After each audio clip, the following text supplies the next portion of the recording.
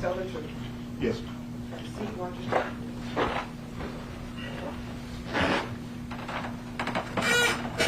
Good morning, Mr. Hopkins. Good morning. Could you state for the benefit of our jurors who may be taking notes, could you state your name and spell your first and last name? Raul Hopkins, RAULHOPKINS. And I am going to ask you to speak up. Yes, ma'am. That's okay. Yes. So we want to make sure that our court reporter can hear you and our jurors can hear you, okay? Yes, ma'am. Mr. Hopkins,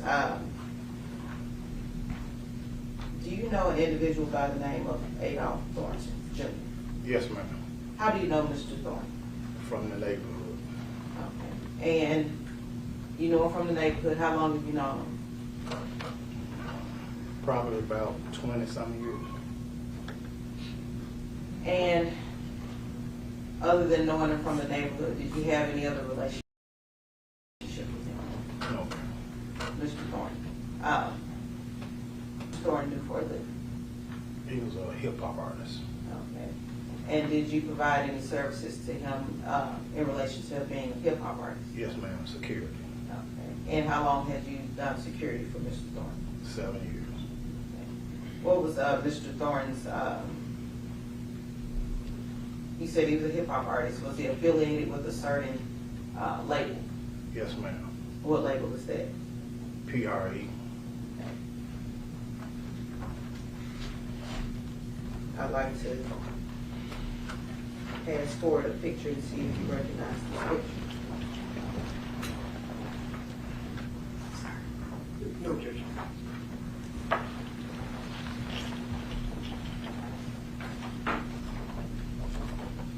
You recognize that picture? Yes, ma'am. And what is that picture of? Picture of the chain, his label, PRE. Ernie, if we could have that entered into evidence as the next number. No objection. This is Charm. That's the 3 letters P-R-E. We'll mark this as exhibit 2 to the trial.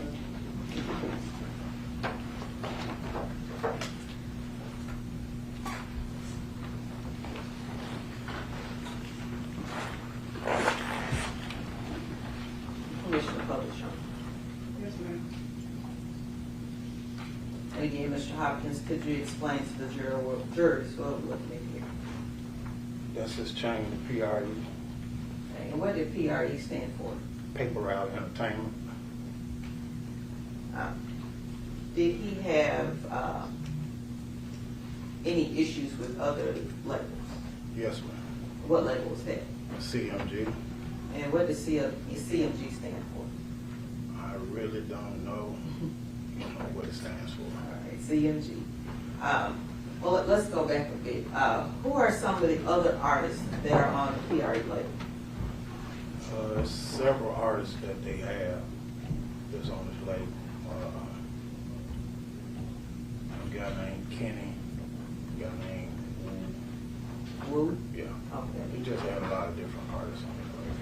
Okay. And would Wu be the same person as Paper Route Wu? Yeah. Okay. And the label you mentioned, CMG, that he had conflict with, that Mr. Thornton had conflict with. Who are some of the artists on that label, if you're familiar? The only one that I knew of was the Yo Gotti. And there were conflicts, is that correct? Yes. But what was the origin of that conflict? Really about music. Maybe a diss song here or there.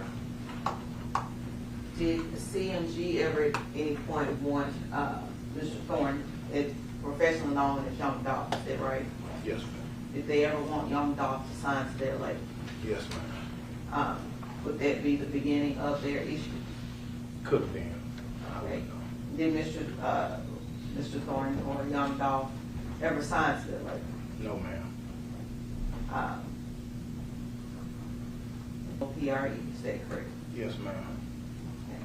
Were there any acts of violence between these individuals, PRE and CMG? Yes, ma'am. Was that before or after you became involved as the bodyguard? It was after. Okay. Tell us about the first one that you remember, first incident that you remember. First incident I remember was in 2015. And I'm asking you to speak up as well. It was in 2015. We was in Charlotte. We were sitting in the Sprinter. We had just went upstairs. There was two more individuals that was in the Sprinter, came running up saying the Sprinter just got shot up. When you say Sprinter, it's like Sprinter van. Sprinter van. Yes, ma'am. You were where now? I was upstairs. No, what city? I'm sorry. Oh, it was in Charlotte. In Charlotte. Yes, ma'am. So the Sprinter van was shot up. Yes. Was Mr. Thorne in the van at that point? No, ma'am. Where was he at this point? We was upstairs. Okay. But you had just gotten out of the Sprinter van? Yes, ma'am. And did you learn of anyone who was responsible for this shooting? They said something on the news, but really don't know who actually done it. What was the next incident that you recall? Next incident was in 2017 in Charlotte. And it was again in, you said Charlotte? Charlotte, yes. So Charlotte twice? Yes, ma'am. Okay, tell us about that incident.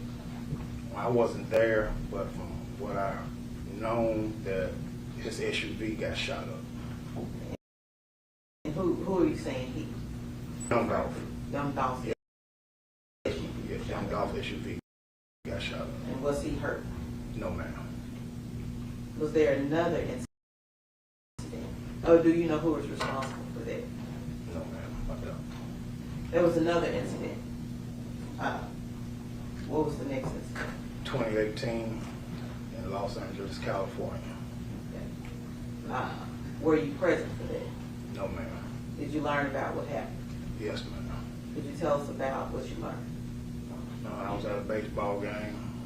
Somebody called me and said, young Dolph just got shot in California. And that's how I heard about that. And did you then go to California? Yes, ma'am. I went there the next morning. Okay. You know who was possibly responsible for that incident? No, I don't. Let's fast forward to 2021. Let's actually fast forward to November 2021. Did young Dolph have an event or something big going on during November 2021? Yes, ma'am. Every November, he would do a turkey drive for the community. And explain us what you mean by turkey drive.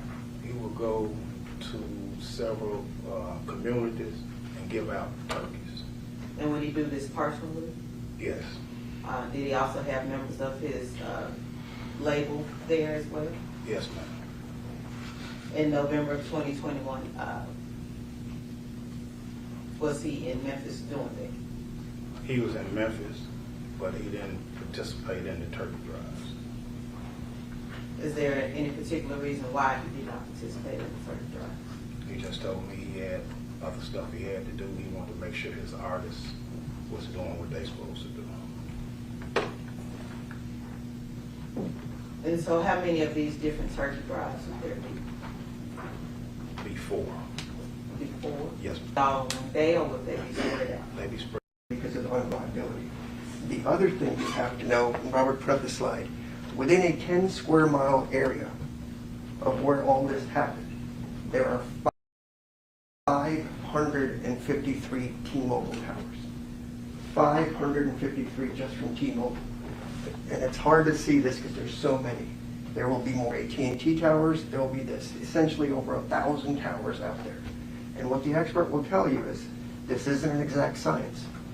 Just because your phone pings on a certain tower doesn't mean you were there. See, towers get filled up, and you may have to transfer to the next tower near. All these people live within a couple of mile radius, so of course it's going to hit all these towers. But there is 553 just from T-Mobile within that area where all this happened. They talk to you about conspiracy and pick these two individuals. The state chooses to cherry pick a little bit here and a little bit there from each of the statements. But let me play a 5-second clip about how all this supposedly happened. I'm not saying Dolph was involved in one way, shape, or form, but if you want to believe Cornelius Smith, the AK-47 shooter, and God knows how many other shootings he's done, then he'll talk about it. I want you to listen to this. It was one day, me and Angela was out riding, and I wanted some X pills, so I went to Quay House to get the X pills from him, and Juke was over there. Walked in, there was one quick told Juke, this little seat right here, and mine. There was one quick told Juke, this little seat right here, and mine, Juke was like, he don't know. First, he said, take all the phones outside. He ain't say my phone, he was saying quit phone. I passed my phone to make it feel comfortable. So, took the phone outside and Jude was like, he don't know how to get him, and he got us. And I can't recall like exactly when it was, but that's what he said. All right. So the state just told you to your face that Mr. Govan picked out two desperate people. Cornelius Smith, if you are to believe him, says in his statement, I just happened to be going by Quet's house, Govan's house, to buy some ecstasy pills with my girlfriend. Juke happened to be there. He doesn't say Quet said a word. Juke says there's a hit on everybody, and I got you, and Juke says, take the phones outside while I talk to you. Assuming you believe any of that's true. And the reason I ask you if you think any of that's true is the police never went to question Juke, a.k.a. Anthony Mims, or Yogati, or any of the people with CMG. Never once even tried to do an interview. So this is as plain as day. Juke said do it. Quet didn't say anything. Quet lives in the poorest part of Memphis in Orange Mound, sells a few ecstasy pills to make a living, and hustles with some sports games. Nobody. And that's why I asked you about the peers. He's a throwaway that they can blame. Why did they not talk to Juke or anybody else with CMG? Ever. Now, Juke ended up getting killed in 2024, 2.5 years after the fact. Never arrested, never talked to, never interviewed, never pursued, never surveilled, nothing.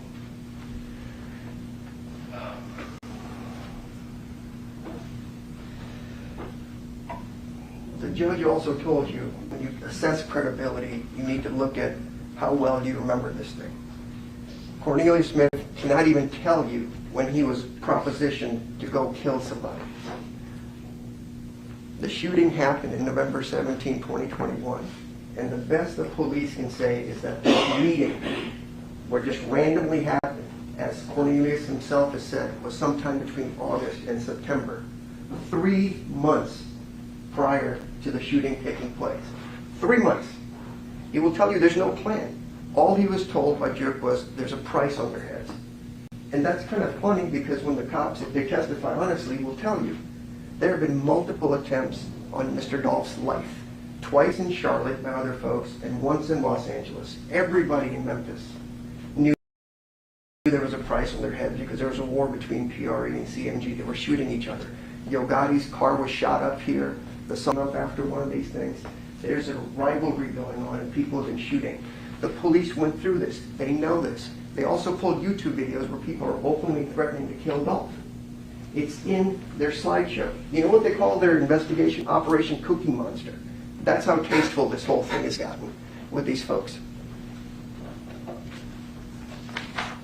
I'm sorry, my arms are shaking because I'm so furious that we're here as far as the trial goes.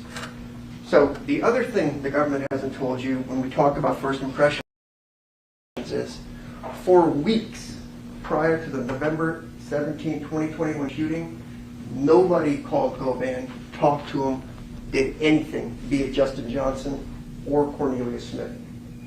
What Cornelius will tell you, which the government didn't tell you, is that morning, it was Cornelius's daughter's birthday.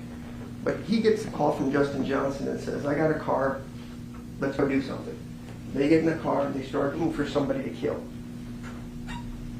They just happened to see young Dolph's car going by. And they open fire. And they kill him. And the interesting thing is, even though nobody communicated with Govan for weeks prior to this, they didn't talk to him that morning. He didn't help him get the car. He didn't help him escape. He didn't tell him what to do. He didn't do anything. It was a spontaneous issue between two young men that morning. They shot him. And you know why there's no plan? Because they just start calling random people after the shooting. They don't call Govan. They have to go someplace to get bandaged up as far as that goes. The people that help them, never been charged as accessories to anything. They then get rid of whatever they need to get rid of. They left the car across the street from Govan's house on the middle of the street, in front of the street. So if there's some master plan, that may be one of the dumbest plans you could possibly have if you're going to kill the most important person, the most famous person in Memphis, as far as that goes. Again, there were no phone contacts for weeks prior to the shooting, especially in the morning. Govan wouldn't know that the Mercedes was used. The only way anybody finds out is social media blows up right away, and multiple people start calling Justin Johnson, including Govan, who knows him, because the word's out that Justin may have done this. Trayon Ingram is another word you'll hear. He actually carjacked the white Mercedes and then gave it to these gentlemen to use in the shooting. He's not charged in this case. He's not even charged with carjacking. But he happened to pick up another murder right after this happened, and so now he's in custody for the other murder that he committed. Perhaps when making first impressions, you would have wanted to know that.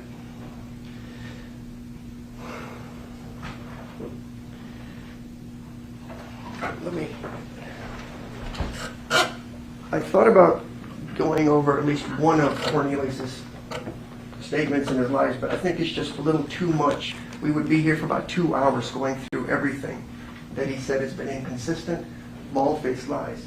In fact, you know how somebody's lying? Because in his first interview, that lasted a little over an hour, 32 times he told the police, trust me, I promise, I swear to God, I wouldn't lie to you. 32 times he says that before answering one of his questions on one of his first interviews after he's caught. And after he's caught, his girlfriend gets questioned because they ran down the license plate numbers, all that stuff with the cars. She lies through her teeth on December 14th of 2021, says, I don't know nothing about nothing. Because Cornelius had talked to her and tried to make up a false alibi. See, where's the plan in all this? See, if I have a plan to go kill somebody, we have a place to go dig something far away. I have people that can cover for me as an alibi. I don't make random phone calls. And so Angela, who knew nothing about this, according to her, picks them up at the location where they're getting bandaged up for being shot, drives them around town, helps them out. Of course, she's not charged. She initially lies and denies everything. The police then come back and said, we're going to charge you if you don't tell us the truth. And so on the 17th of December, 3 days later, she comes back. But what the police don't know at that time is Mr. Cornelius Smith has called 4 of his family members to reach out to Angela to get the story straight. Because he keeps saying on the jail phone calls, find out what she said, find out what she said, find out what she said. And then on the 17th, it comes back, and they're talking to her. And she says, well, we went over to that house sometime in the past, just like we talked about. She doesn't know anybody. She said, I can't think of his name. And the interesting part is, the officers say, is it somebody named Q? And then she says, oh yeah, it's Quet. Remember the phrase Bobby Carter that they mentioned? Bobby Carter also lives on Bradley Avenue and is good friends with Cornelius Smith, and they buy pills together and do ecstasy pills together. And the other thing Angela Smith says is, Govan brought us the phone after the fact. How was that part of any plan or anything else? They called and said, give me a phone. The interesting thing about that is if it's true and you believe her, there would be fingerprints on the car. The police fingerprinted it, DNA'd it, did everything. Cornelius' fingerprints are there. Trayon Ingram's fingerprints are there. Kirsten Garner, the other guy that worked with Trayon to steal the car, his fingerprints are there. There's DNA in there. There's blood in there. But nothing with regards to Govan. They found the car 3 days after the shooting took place across the street from Mr. Govan's house. Has nothing to do with him, didn't touch it. So if he didn't do that, how does he open the door? And frankly, how did he get the keys to open the door? See, Cornelius doesn't give you the details. Did they lock the car after he left? Where were the keys? He doesn't know about any of that stuff. So tell me how Mr. Govan got into the car and how he did it so beautifully, being dumb enough to take the murder car of one of the most famous people and say, let's just park it across the street, and then somehow magically wiped his prints, DNA, hair, anything out of that car while he's looking for the phone. You know why that is? Because he didn't do it. What you're going to hear from Treon Ingram is Treon Ingram, when he stole the car, left his backpack, his wallet, and some other things in the car, and he had Justin Johnson go get them. You will hear that from Treon Ingram's own statement with regards to that car. This is why I talk about first impressions, because they always could be misleading, and in this case, patently false. When you cherry pick the evidence that you want to tell you, and then have the cameras rolling on a high-profile case to pressure you to commit a verdict of guilty, is patently unfair. And just because he's a nobody and doesn't have money, like Gotti or Joke, his brother, who was never even questioned or charged, he's the fall guy on all this stuff. He didn't do anything. Even if you believe Cornelius, all he says is, I just happened to show up there, and he said, hey, this is a little C. Joe doing all the talking. Do you think that man could pay somebody $100,000 and you'd say, yeah, he's good for it, I don't need any validation, he's good for it? And interestingly enough, Cornelius' story also changes along with Angela's, because initially we were supposed to be paid $1.5 million. Then after another interview, it became $1 million. Then it became $500,000. Then it became $100,000. Then it became, we're going to split $100,000 between me and Justin Johnson. Then it became, somebody gave me $50,000 in a brown paper bag. Then it became, oh no, I'm wrong about that. It was after I was arrested. Somebody gave my lawyer $38,000 in a bag to represent me. Times the story has shifted as far as that goes. But the one thing that he does say is, after I got the money from Mr. Joke's people, it was understood that he, again, Joke never arrested, never talked to, even though he says that's where the money's coming from. That guy doesn't have $1 million or $100,000 or anything like that. I may walk around wearing fancy ties, but he's indicated, the judge has found him, because people that are labeled as nobodies, I will not tolerate it. He needs to be fought for. He is your peer. We need to do this, right? Mr. Govan, stand up. Hold your head up high. Mr. Govan matters. You can't do this to people just for political gain because you got to solve a crime because somebody famous died. It's just wrong. But you can sit down. We can't have a society like this where you base convictions on assault rifle people opening up fire on somebody. And you remember when I told you he couldn't even remember when that meeting was, that random meeting? Just remember that the meeting was sometime between when he tried to shoot Wu or somebody else. That's the best he could do as far as that goes. And so you would have to believe if this meeting happened for 3 months, it just happens. Remember I asked you about pork chops and chicken and all that kind of stuff? If you're going to do something, even if you have a plan and it changes? If you believe any of that, he didn't have any plan. If you have a plan, you have a place to go. You have a place to hide out. You have an alibi built in. None of that happens. None of that happens. And Mr. Cornelius Smith is going to get up here and tell you, I want to bare my soul, I want to come clean, I want to do all this other stuff. You know, I call BS on that hard, because when he tells you that, he will, because he's testified to it before, that he wants to bare his soul. He wants to make amends. Then ask yourself, why for 4 years didn't he just take a guilty plea and take his life sentence and start making amends? His lawyers in negotiations with the government. There's, quote, no deal, but, you know, we do good things out of our heart when we're caught dead, red-handed, murdering somebody, because we don't want any benefit by coming on the stage and telling you whatever you guys want to hear. 6 times with interviews, 6 potentially more times with the government, more interviews. The truth doesn't change. You don't have to remember You don't have to practice it. You don't have to rehearse it. And this is not the truth.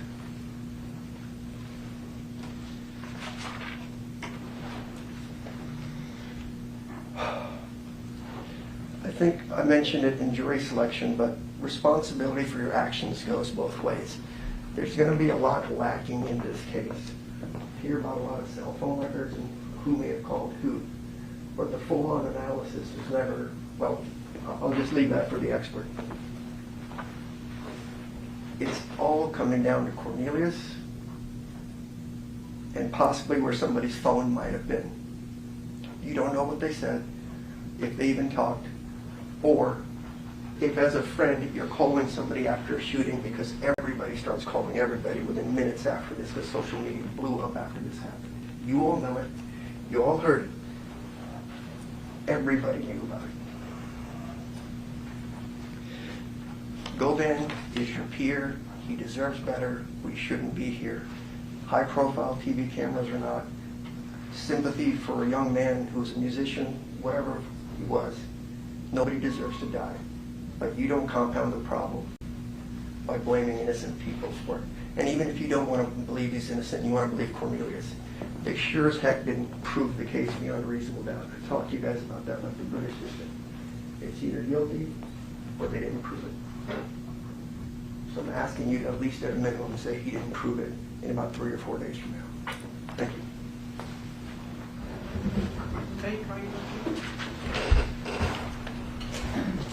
The state calls Eric Thornton.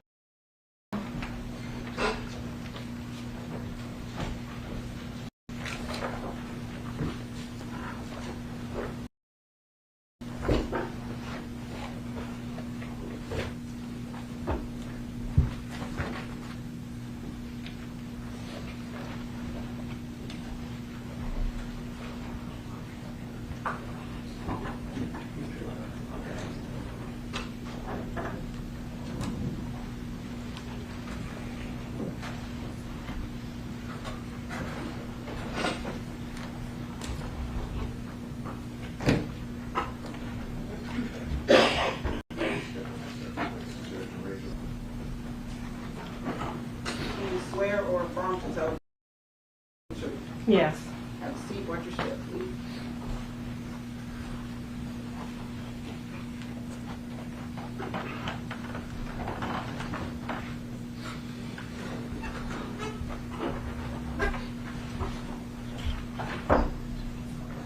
Good morning. Good morning. Could you state and spell your name for the record, please?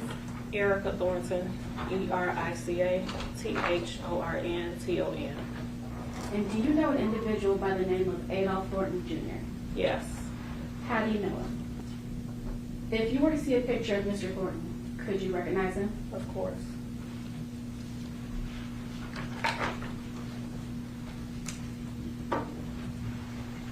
No objection. Your Honor, may I have personal witness? Let me pass the word.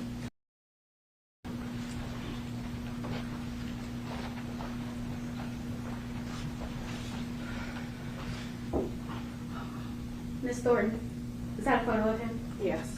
Okay. Your Honor, we ask that this photo be entered as the next numbered exhibit into evidence. No objection. This is a photo of a young man in with glasses, black leather jackets, headphones, and it's been identified as Adolph Thornton Jr. Will give it one of these. Thank you, Your Honor. And may I have permission to publish to the jury? You know. Thank you.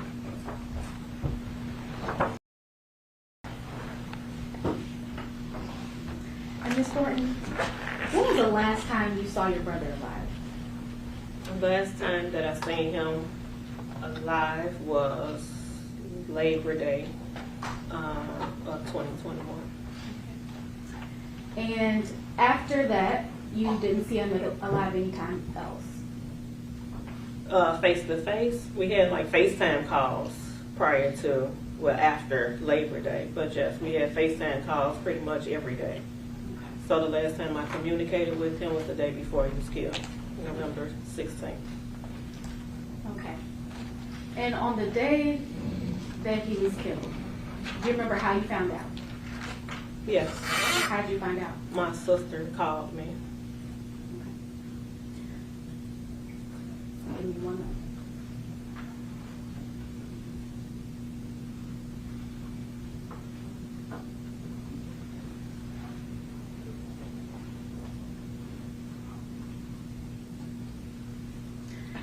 And Ms. Thornton, you said that the last time, or the day that you learned something had happened to him was November 16th? No, I learned this on the 17th. Okay. The day of, the 16th was the last time I had a conversation with him via FaceTime. Okay, so November 17th, 2021, that's when you learned something had happened to your brother? Yes. Okay. I'll pass the witness, Your Honor. I don't have any questions. I'm sorry for your loss. Thank you. Let's go down, walk your step, please. Thank you. Audience witness? State will call roll. Hopkins.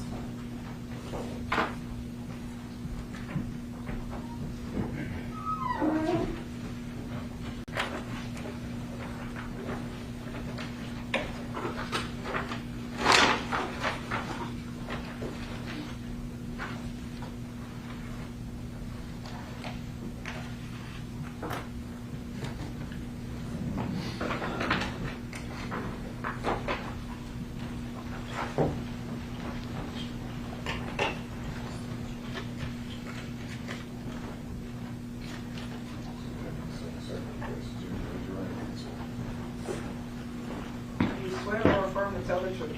Yes, ma'am. Proceed, watch your step.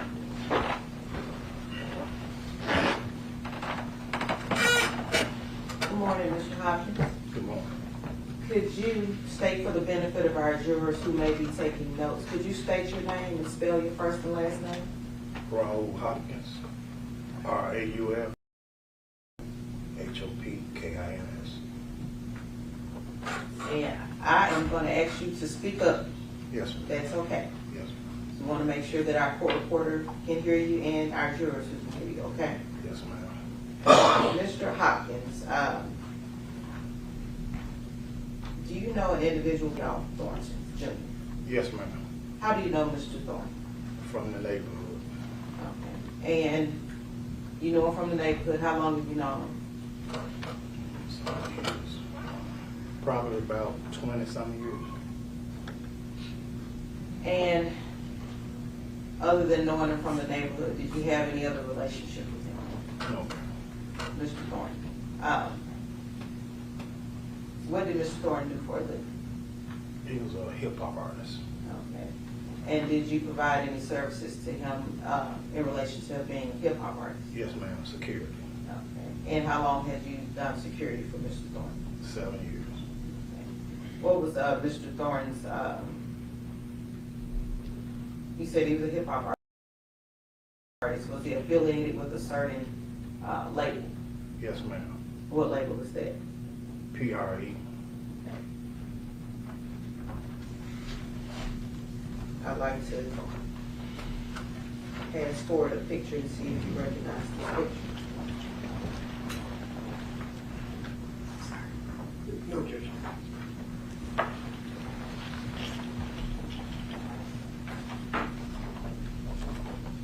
Do you recognize that picture? Yes, ma'am. And what is that picture of? Picture of the chain, his label, PRE. Ernie, if we could have that entered into evidence as the next one. No objection, Your Honor. This is a charm that's the 3 letters PRE. Will mark this as exhibit 2 to the trial.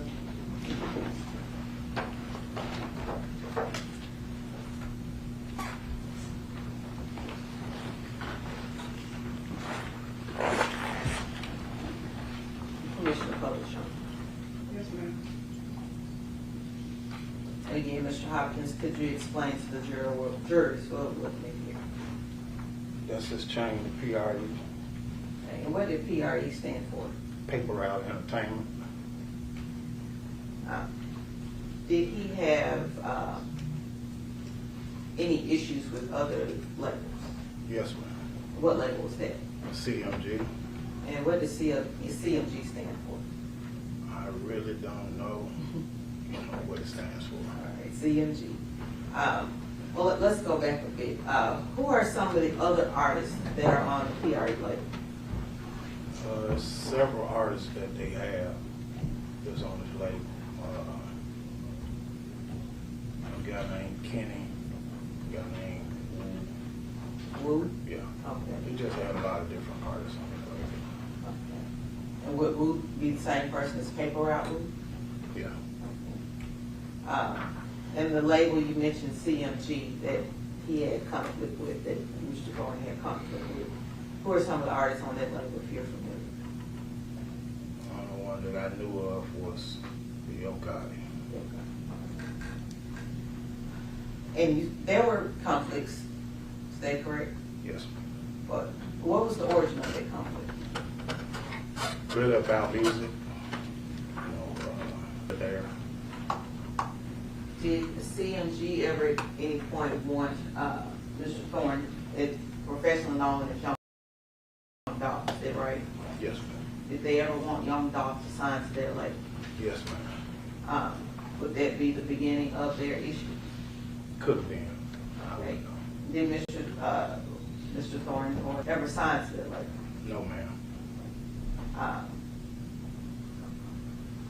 He's had his own label, PRE, is that correct? Yes, ma'am.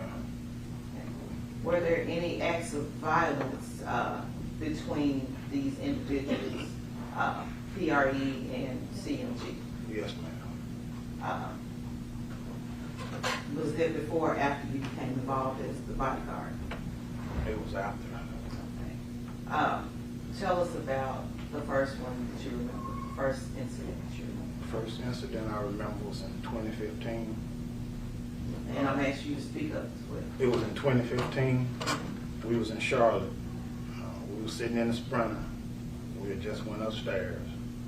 There was two more individuals that was in the Sprinter, came running up, saying the Sprinter just got shot up. When you say Sprinter, that's like Sprinter Bank. Sprinter Bank. Yes, ma'am. You were where now? I was upstairs. No, what city? I'm sorry. Oh, it was in Charlotte. In Charlotte. Yes, ma'am. So the Sprinter van was shot up. Yes. Was Mr. Thorne in the van at that point? No, ma'am. Where was he at this point? We was upstairs. But you had just gotten out of the Sprinter van? Yes, ma'am. And did you learn of anyone who was responsible for this shooting? They said something on the news, but really don't know who actually done What was the next incident that you recall? it. Next incident was in 2017 in Charlotte. And it was again in, you said Charlotte? Charlotte, yes. So Charlotte twice? Yes, ma'am. Okay, tell us about that incident. I wasn't there, but from what I known, that his SUV got shot up. And who are you saying he? What he? Young Dolph. Young Dolph's Yes, SUV. yes, Young Dolph SUV got shot up. And was he hurt? No, ma'am. Was there another incident? Or do you know who was responsible for that? No, ma'am. I don't. There was another incident. What was the next incident? 2018 in Los Angeles, California. Okay. Were you present for that? No, ma'am. Did you learn about what happened? Yes, ma'am. Could you tell us about what you learned? No, I was at a baseball game. Somebody called me and said, Young Dolph just got shot in California. And that's how I heard about that. And did you then go to California? Yes, ma'am. I went there the next morning. Okay. You know who was possibly responsible for that incident? No, I don't. Let's fast forward to 2021. Let's actually fast forward to November 2021. Did Young Dolph have an event or something big going on during November 2021? Yes, ma'am. Every November, he would do a turkey drive for the community. And explain us what you mean by turkey drive. He would go to several communities and give out turkeys. And would he do this personally? Yes, Did he also have members of his label there as well? yes, ma'am. In November of 2021, was he in Memphis doing that? He was in Memphis, but he didn't participate in the turkey drives. Is there any particular reason why he did not participate in the turkey drive? He had other stuff he had to do. He wanted to make sure his artists was doing what they supposed to do.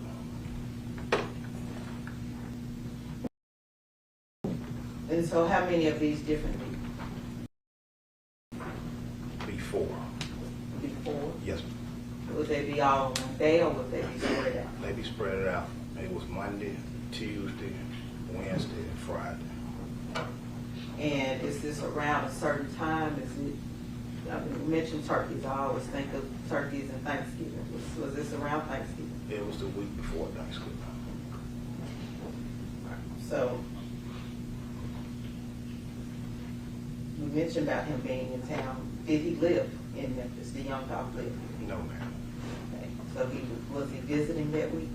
And he came in because of the turkey drive. When did you last hear from young Dolph? I just last heard from young Dolph, it was that Tuesday evening. I seen 7 o'clock, a.m. or p.m.? PM. You saw him? Yes, ma'am.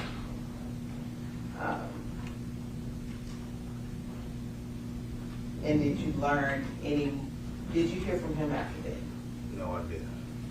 What was the next that you heard of young Dolph? It was that Wednesday morning, about 11:30, And what did you hear? that he just got shot.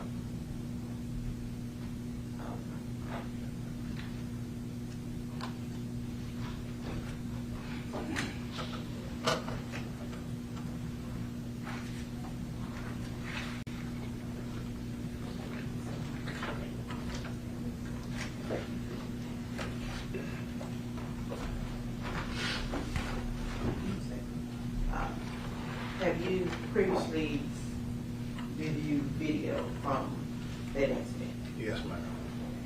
Private passport, flash drive?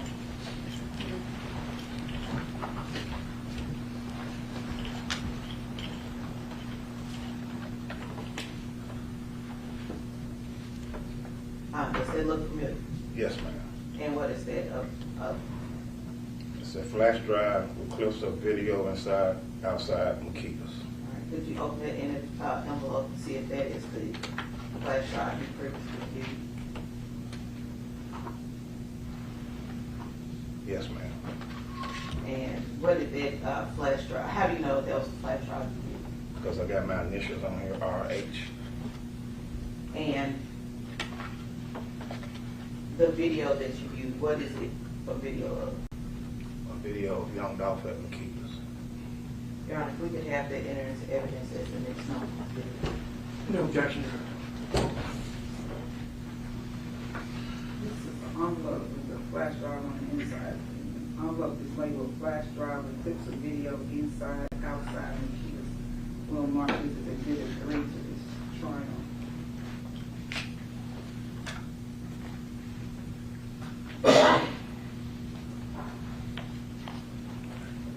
Permission to vote. Okay?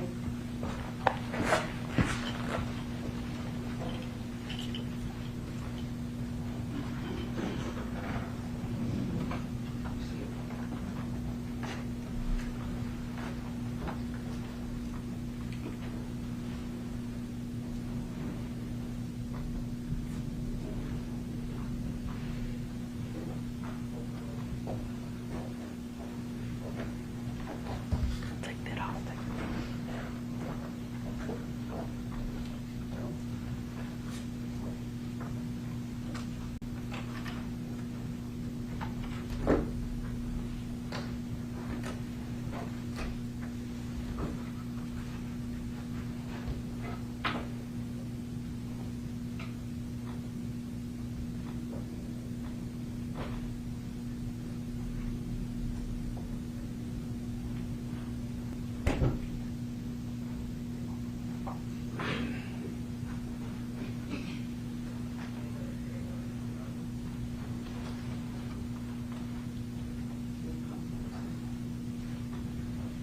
Mr. Hopkins, can you read the date at the top of this video? November 17th.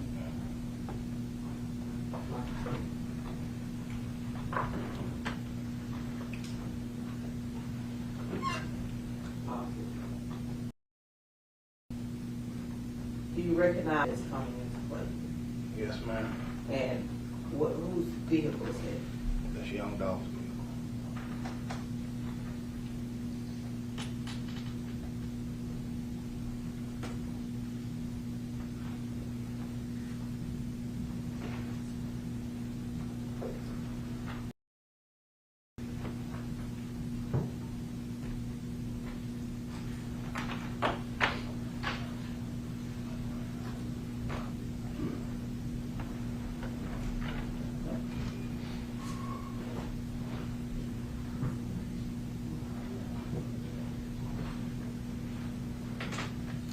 We could pause the video right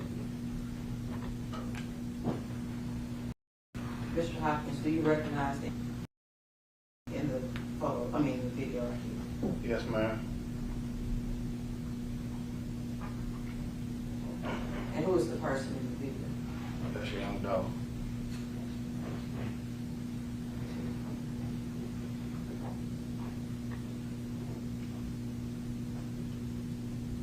We see a second individual coming out of the vehicle. Who is that? That's his brother Marcus.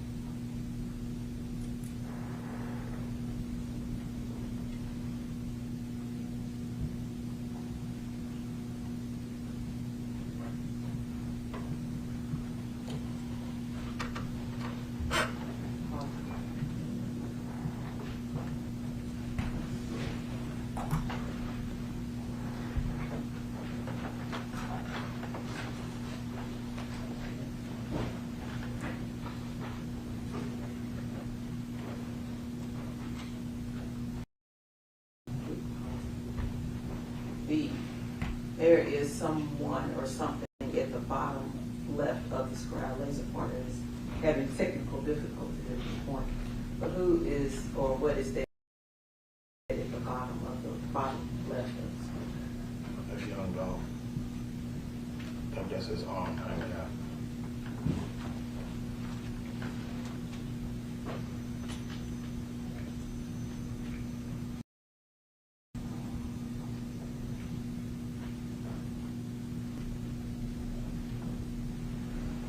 This is who you're referring to. Yes, ma'am. And this Marcus who you're referring to, is that correct? Yes, ma'am.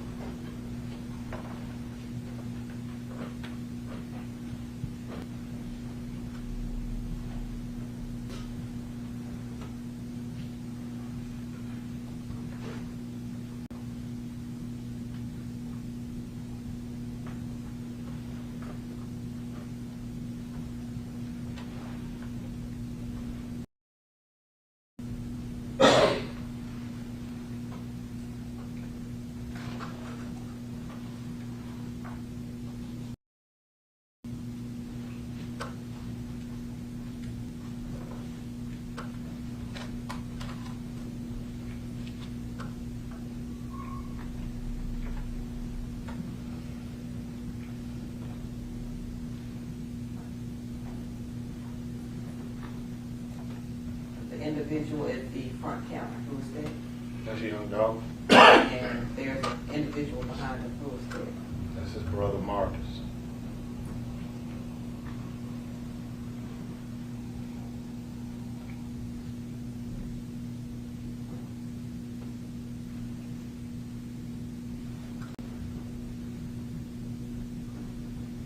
Say, are you referring to a young Dolph?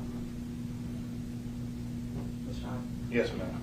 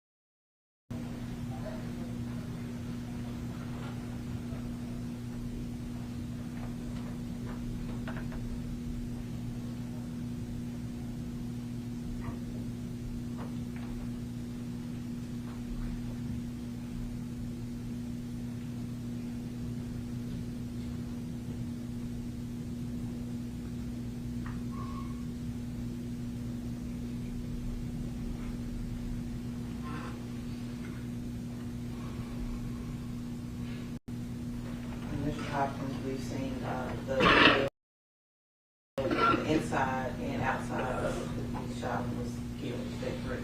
Yes, ma'am. You were not with him that day. No, ma'am.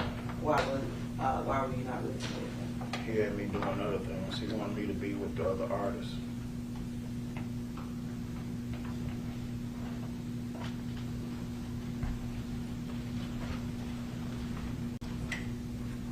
And did you go to the scene of the cookie shop that day? Yes, ma'am. Is their location here in Shelby County? Yes, ma'am. Oh, that's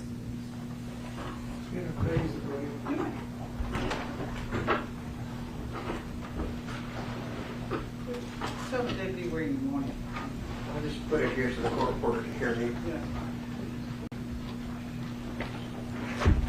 Thank you. Can you all see okay? Okay. Mr. Hopkins, my name is Manny Aurora. How are you doing this morning? Fine, sir. I'm sorry for your loss, obviously. This is very troubling. No one should ever have to be killed violently like that, so I sympathize with you. We spoke on the phone when you were coming in from the airport this past weekend, is that right? Yes, sir. All right. And you worked as the bodyguard for Mr. Dolph. Yes, sir. Was it you and other people as part of the team? It was, but it was mainly me. Okay, so you were the boss. Yes. You mentioned to the prosecutor that there was a history of violence between PRE and CMG. Is that Yes, correct? All right. And as I saw from this, and I'm not trying to be negative in any way, but Mr. Dolph travels with an assault rifle in his car, as we saw his brother pull that out from the driver's side. I don't know if he traveled with it, but he had it that day. Okay, and have you seen him with other weapons in the past? I haven't, no, sir. Okay. And his brother had his handgun, and he was shooting at the other people, as we saw in the video. Yes, sir. And then he pulled out the assault rifle from the, I guess, the driver's side and shot some more at the people. Yes, sir. With regards to the violence that goes back and forth between these two music groups,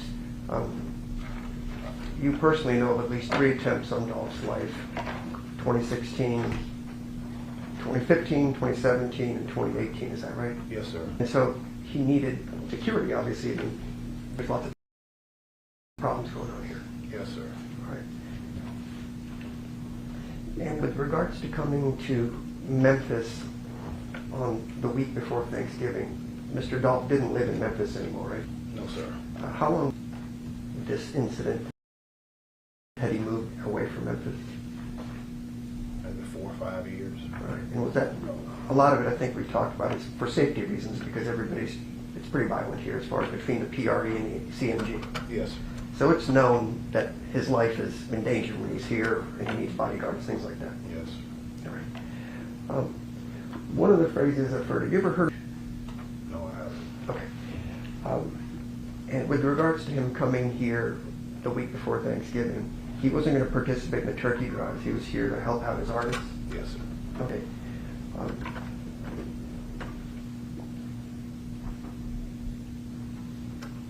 Can I just have a moment here? I think that's all. Thank you, Mr. Hopkins. Yes, sir. Any other redirect?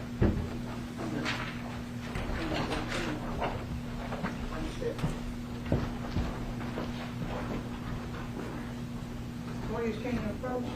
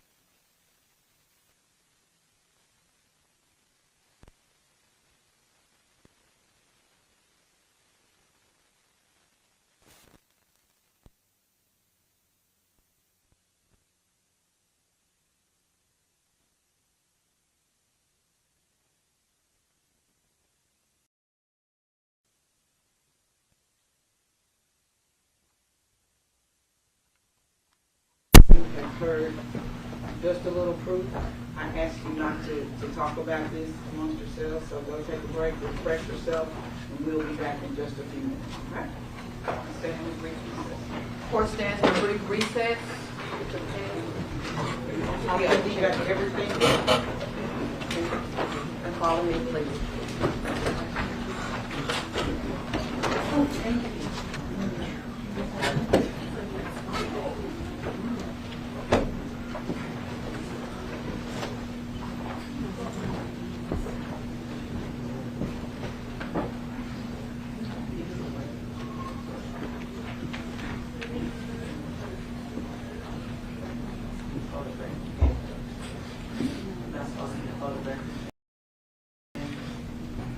No, they're not.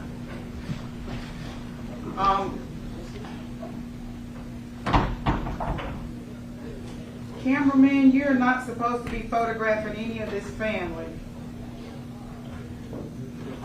Do you understand that? I'm speaking to all of you. You should not be photographing any of Mr. Dolph's family. Not at all. Or Mr. Gomez. Yeah. Or Mr. Govan's family.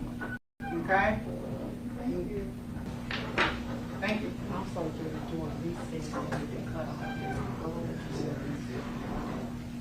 Yeah, I told Dean that. I think Okay, the only cool. one she Okay. did. Yeah. During recess, he's filming this. Yes, ma'am. Yeah. Okay.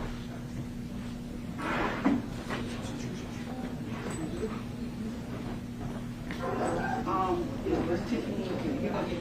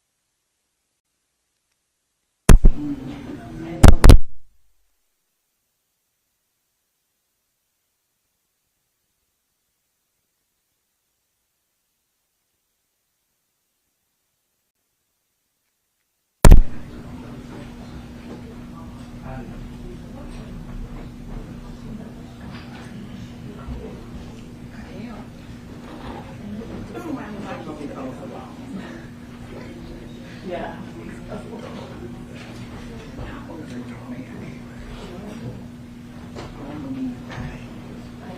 probably want to do that. And it might not even be. I would too. Right. I was. And I ain't gonna work that one. I had no idea. I was like, well, somebody told me what was he. Well, I asked my mom, I was like, how old were you when she did? Not on me. Doesn't have any idea what friends did. So, and she was actually still. All right, are we ready to go back? You can bring the jury. Let's go back on the record. What's back in session?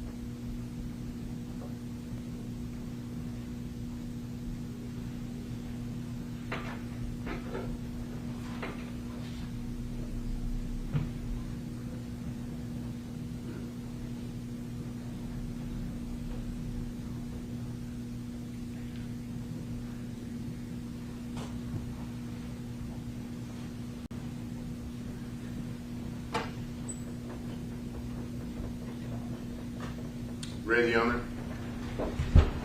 Jury's now entering the courtroom.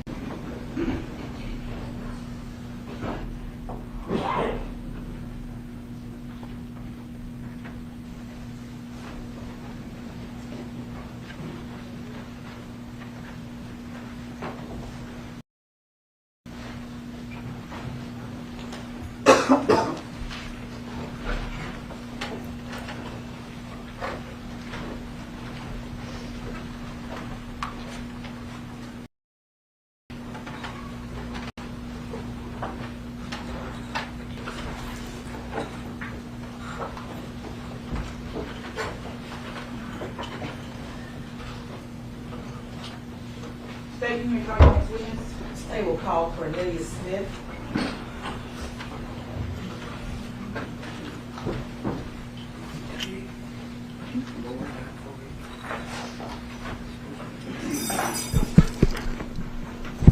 See?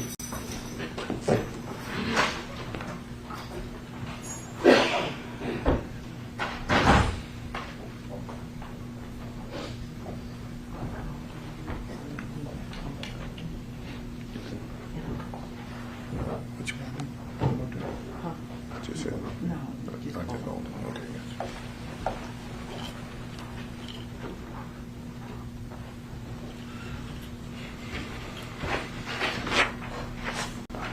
Step this way, sir. Stand right here. Face your honor. Raise your right hand. Do you swear or affirm to tell the truth? Yes, ma'am. Have a seat.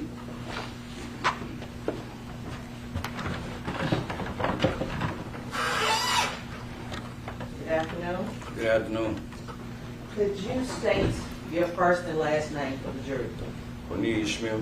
And for the benefit of our jurors who may be taking notes and our court reporter, could you spell your first and last name? Cornelius Smith. And if it's okay, can I call you Cornelius? Yes, ma'am. All right, Cornelius.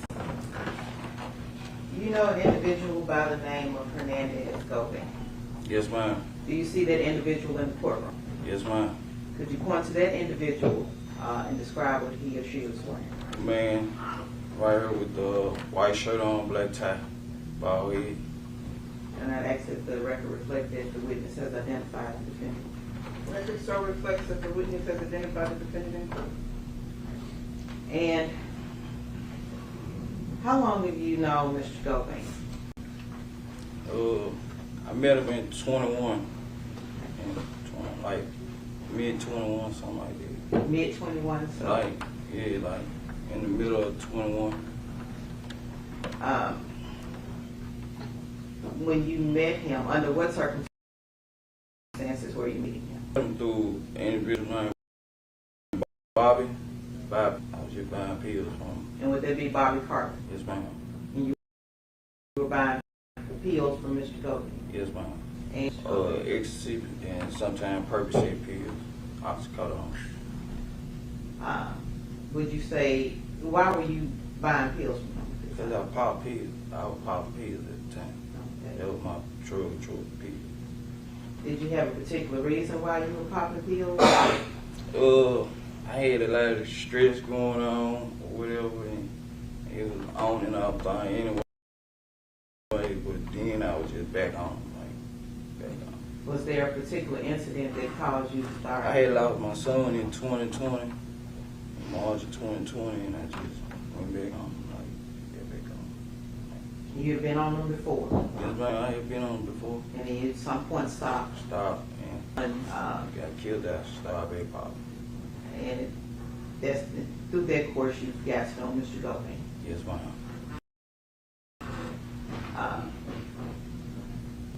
Where would you meet Mr. Gobin? At first, Bobby started going to get the pills from him, and then, one particular day, Bobby ain't want to go, so, I went and got something from him myself. Okay, and where was that at? At his home, on Bradley Street, I believe, Main Street. So was that, how did you know this where he was? Because I used to be right across the street at Bobby's house, you know what I'm saying, from his house. When,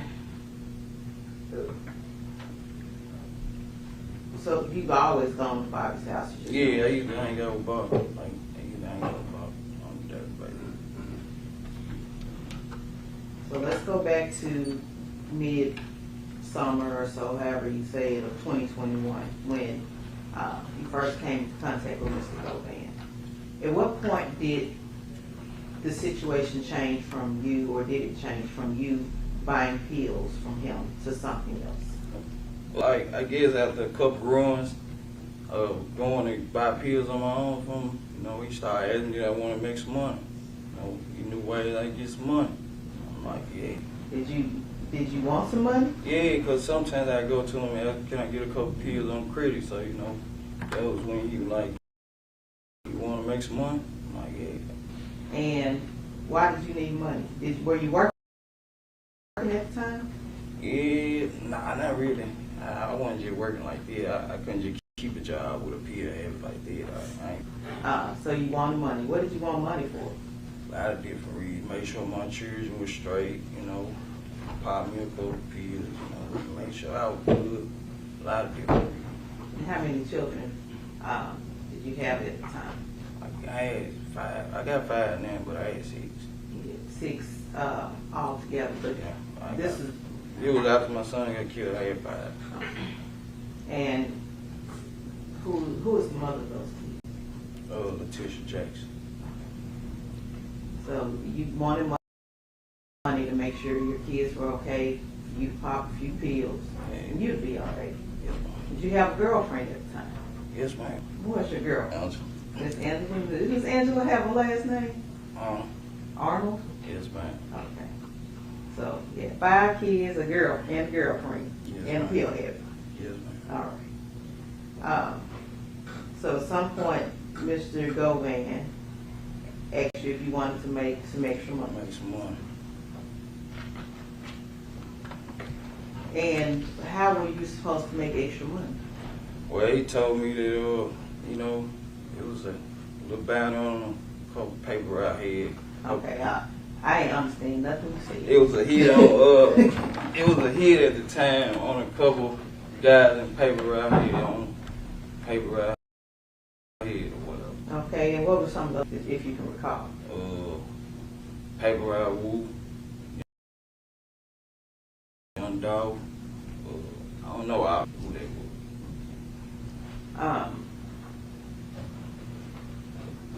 At what point did he mention the actual bounties, as you say? One night leaving getting some pills, he mentioned the prices on, you know, who had 50 on his head. Young Dolph had 100 on his head. Somebody had 5 on their head, 10 on their head. He mentioned the prices too. So it was almost like a catalog. This Yeah, person costs this much. Yeah, This he person was costs telling this us much. who had the money on their head, who had the most money on their head, And who had the prices. most? Who had the Young Dolph most? had the most money on his head. And he had 100,000. 100,000 on his head. And when you say his head, I mean, if you kill Young Dolph, you get $100,000. okay.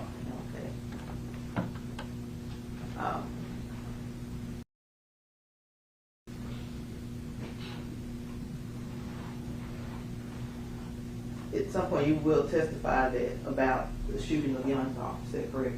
Yes, ma'am. Prior to that, were you involved in any other shootings? Well, one day, Mr. Govan had fun. And he told us that Paper Route Rue was at home one day. So as we approached the house, with me, Bobby, Justin, and another guy, I don't know the other guy's name. Bobby dropped me off, I get out walking on foot. Paper Route Rue coming out the house, and he had his gun in his hand at the time. And I was walking up the street. And me and him had a shootout or whatever. And the gun he provided me had jammed up. So, you know, I had to duck and Bob and weed, and Bobby had got to me. We got in the car and went back to his house and reported what had happened to him. And he was like, he was glad I ain't get killed that day right there. But Bob was like, he wasn't messing with this stuff because he was believing what Justin them told him about. We messed it up or whatever, and we didn't have our masks on and all this. So Bobby felt bad. Was there an incident with Paper Route Rue that you're aware of prior to the incident where you were involved? Nah, I don't know nothing else about, like, no incident with Paper Route. Just this shootout, that's all I know about it. And he was saying that, like, he was going, Who was he? Mr. Govan was saying he was going. Let me stop you. All right. Did you call him Mr. Govan? Nah, I called him Quick. I called Alright. him Quick. That's what I knew him That about. was your nickname. Yeah, Quick. Would you feel more comfortable calling him Quick? Yeah, I called him Quick. Okay. Quick was saying that he was gonna give a paper out with mama or whatever to find out what they be about, you know, play up on the other, find out where, you know, who and them be is so we could reach out and touch them, like, find out where they is. Was it just he was going to see where Wu was, or was there other Paper Route artists? Any one of them. like Wu anybody in paper route. He was gonna make sure that, you know, he could play because the mama liked him, so he was gonna try to play that father figure and, you know, find out where they at and make sure we could reach out and touch him. So from when you met him in midsummer, the shooting with Paper Route Wu, how far from when you met him to when that shooting was? I just can't recall, but it wasn't long after I met him though. It was a couple of days, couple of weeks. I say a couple of weeks, probably about a month and a half or so. You know, I can't be specific about it. I ain't gonna lie like this.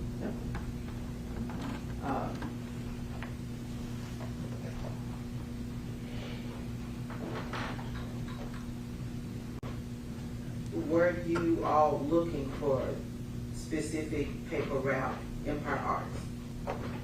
Yeah, we were looking for whoever we could find. So, you know, at the time like on certain days or what, like we were doing whatever we can. You know what I'm saying? In regards to the bounty, were there other conversations about the bounty?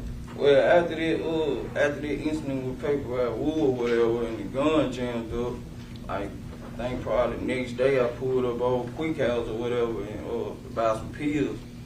And when I pulled up, it was a truck sitting in front of the house or whatever. Okay, what kind of truck? I can't remember. I ain't gonna lie. Like V truck or F-150 truck? An SUV truck, but I pulled up and I got out and when he said he was sitting up there with Juke. And he was like, here go a little C right here. Here go C right here. So Juke was like, hold up, man. We ain't doing no talking around these phones, you know, take these phones outside. Who said that? Juke. Before he got to talking, he was telling him, like, we ain't talking around no phone, take the phones outside. Who was he telling to take the phone? He telling Quick that. Okay. Take the phones outside. And did Quick take y'all's phones outside? Yeah, I gave him my phone. He set him outside on the trail or whatever.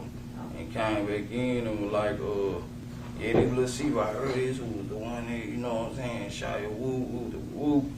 And, Hold on, you did a whole lot of whoop. well, you know, basically saying, this the one that shot it, woo.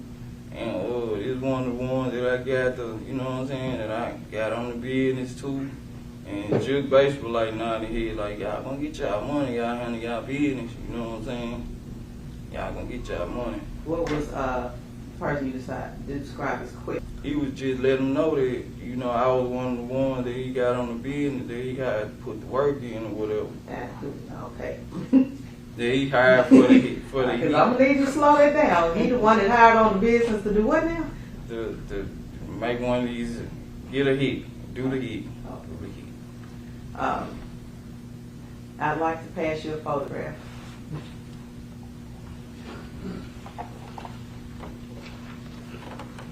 Do you recognize the person in that photograph?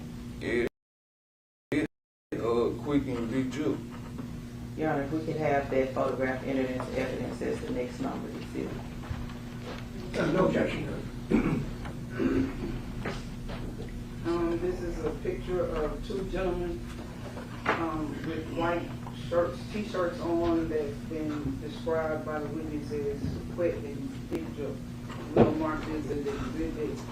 Your Honor, before we publish, I would simply just ask if you have a time frame with this photo as far as authentication goes. Sure, let me mark it first. Mark this as exhibit 4 for this hearing.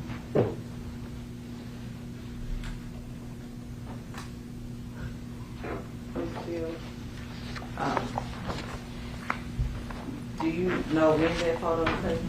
Nah, I don't know nothing about this photo. I don't know when it was taken. That photo simply identifies the people you described Yeah. as Quick Quick and and Juke. Juke, yeah, fine. Any objection to No. permission to publish, Your Honor? Yes.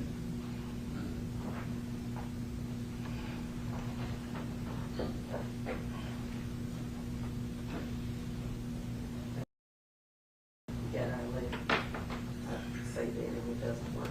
But the individual you described as Juke, is he on the left or right of this photo? From my angle, he's on the right, the big guy, right on the right. He's on the right. And individual on the left, who is that? That's quick. And Juke is the person, do you know his government name? Nah, now since I've been locked up, Anthony Mills, since I've been locked up. And Quet, you know it's Hernandez Gomez, is Yeah, that correct? and there you go, man. At some point, I'm sure you all exchanged phone numbers. Me and Quick, I Okay, never and had Juke number. you never had Juke's number? Nah, I never had no contact with Juke, like how to get in touch with Juke. So any conversation about bounties went through Gomez, is that And correct? GoFam the one that did all the talking. Okay. What name was Quet's saved into your phone? I hit up on the bro. Bro? Okay. And how many different phone numbers did you get? He had 2 different numbers, But they were both on your phone as bro. bro. All right. So at some there was more information given, I guess, about the bounties. Is that correct? Yeah, about the balance, it was coming close to Thanksgiving or whatever. All right. Well, let's back up. Let's get back to sometime before it starts to get cool. Go back. Was there another individual that was brought into this? Justin who? Johnson. Okay. And how did you meet Justin Johnson? I met him through Quick as well. And did you meet him through Quick? Time we did that, they hit on paper out Woo. When we went and shot at him, like that was like my first initial meet with him. Right? You said you met him through Quick or Mr. Goldman. How did you meet him? Describe it. When they found out that Woo was at the house or whatever, me and Bobby would call, and he called Justin up too, and we all met up at his house. And who's he? Quick House. We all met up at Quick House, and me and Bobby jumped in one vehicle, and Justin and another guy jumped in another vehicle. But he was putting you all together. Yeah, Quick put all of us together. Justin before this day. No man. Never seen him? Never seen him. Never met him. Never knew nothing about him. All right. So, some point we'll get to November, but what was your interaction with Justin over the course from when you met him? After we did that and the gun jammed over paper out Woo, Justin then went back and told Quick that me and Bobby so-called messed it up or whatever.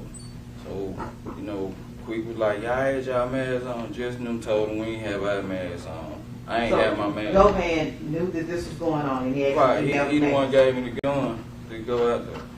And he asked you to have a mask on. Right, he asked me Okay. that. And he was saying, like, Justin was telling him that we messed it up or whatever, and that's when Bob was like, he ain't doing nothing with nobody, he ain't getting involved in it or whatever, because Quick believe everything Justin them say, and, at that time, Quick basically was telling me, like, get with Johnson and get with Justin them, and you know what I'm saying, handle the business, you want to get this money. Since Bobby acting like he acting, you know what I'm saying? I don't know what you said. Since Bobby acting like he acting, he told me to get with Justin and them, since Bobby had pulled out of it. So Goldman told you to get with Justin? Yeah, Quick told me to get with Justin. Okay. And what reason was he telling you to get with Justin? So we could find one of the people out any artists to get this money, And So, what would Goldman gain out of you all getting a bounty or a hit on one of the paper route? he was getting a cut out of it. He supposed to got $10,000 for me. No matter who you hit or if it was... Nah, young Dolph, he supposed to got $10,000 out there, $100,000. I did $50,000 I was getting, he was getting $10,000 out of it. So throughout the summer, going into the fall, did you and Justin and Govan ever meet? Yeah, we'll meet up over Quick House. Like, we'll go over Quick House, and that's what we always met up at, over Quick House. And then what was the purpose of meeting there? Really, like, we'll meet up over Quick House to talk about a lot of things, basically, about a bounty on somebody, finding somebody. Sometimes we'll watch the games over there. you know, we'll be over there about a lot of things, basically. But for Govan, you wouldn't have met Justin. Nah, I wouldn't have met Justin if it wasn't for quick. Prior to Mr. Govan telling you bounties on the individual, the rappers, were you aware that there were bounties? No, man. I had no idea about it. Were you aware of who the PRE artists were? I knew about Young Dolph, but I didn't know about none of these other artists or nothing like that. And how did you I had to Google them, and to actually Google them. Once he told me, I had to really Google them to find out. So there will be, like throughout the summer, you all will meet and he will talk about the Right. bounty. Talking about the battle on them, and first we like, man, I was thinking to myself, it's impossible to get Young Dolph, you know what I'm saying? Like, in fact, I can get no Young Dolph. But, you know, I was thinking to myself that was impossible. So, you know, I had to Google the other guys and see who they were. Oh, fast forward. Let's get to November. Look, it's the week before Thanksgiving. What was going on with you? He was telling us, you know, they got turkey. Who was he? Quit, Govan, quit. I mean, he was telling us that, you know, they had turkey drive. Each artist had a different day where they were doing turkey drive or whatever, and you know, that's our opportunity. We can make something shake then. Okay. When you say make some shake, what's shaking? Like try to catch him and, you know, get the money, do what he don't want to. Were you aware about this turkey drive prior to Govan telling you that? Nah, cause I don't know nothing about what paper rap do, so nah, I probably wasn't. Did you listen to them? Or did you? I listen to Young Dolph, but I ain't listen to his artist. I ain't know who his artist was. I listen to Dolph though. So, Govan was telling you about the turkey drive. Right. He was telling me and just. I'm sorry. He was telling me and just. Were y'all together when he was telling you? Right. He's out. Eddie's house. Did he mention the bounty again? Did he mention the money? Well, we had already knew the prices on majority of their heads. Basically, they were doing the turkey drive. We had already knew the prices already, Including Dolph. including Dolph. And let's go to November the 16th of 2021. What were you and Justin doing that day? Well, he had called me up, came and picked me up. We had went because they had a turkey for something. And me and him was out, we was riding, trying to get one of the artists that day that was doing the drive down there. And as we was out there, I got out on foot, and there was a lot of folks out there standing with guns or whatever. Justin was in the car. And he called me and told me that he had got a call that Young Dolph was at a gas station up the street from where we was at. So I ran back to the truck, and I jumped back in the truck. When we got to the gas station, Dolph was gone. So we rode around for a minute, then he dropped me back off at the house. And I laid down that night, and he was like, tomorrow we can go back out and see what's up. So on the 16th, at any point, did you think, okay, maybe we have a shot at getting Dolph? Yeah, because we knew he was in town. We knew Dolph was in the city then, and we knew that tomorrow we were full-fledged then. We know we anything in shape right now. We gonna get somebody. We gonna strike. Tomorrow is our day. We gonna strike somebody. We gonna get lucky tomorrow. And at any point, did you all have this conversation with Mr. Govan?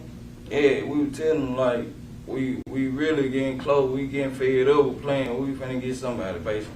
And he was like, y'all do y'all thing. Handle y'all business. And in return, you all were supposed to, you expected to be getting money, so. Right. Because that's what he promised you. All right. So let me ask you also, is one of those, Justin, what did he do for a living? He was a rapper. At any point, did you all participate in the music video or anything? Yeah, I was called by Mr. Gobain to be in the video because I don't know Justin and like that. So I was in the video, but I didn't want to be in it, so I put a mask on my face. And when was this video shot?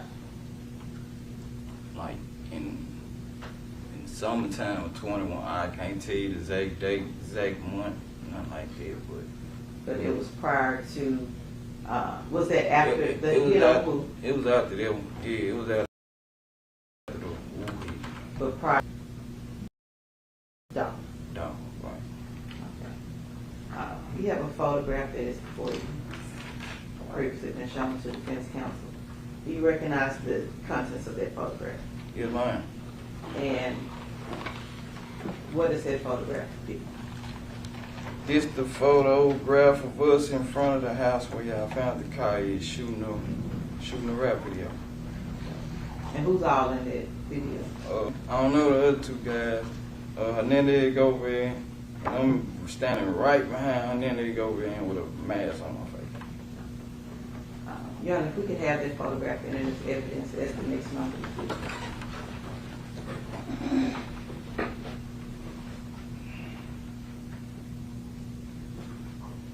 So this is a photograph with 5 individuals in the picture. Mr. Govan with a cap on. The witness described himself standing behind Govan with a mask on.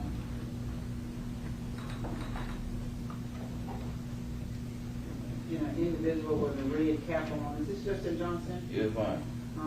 Justin Johnson in the picture with the baseball cap on, holding a stack of money. We'll mark this as exhibit 5 to this man. Can we just ask when that supposedly was? I think you may have He's said. already said he did. So he doesn't know this one? Hold on. Let's mark this and then you can ask your question before.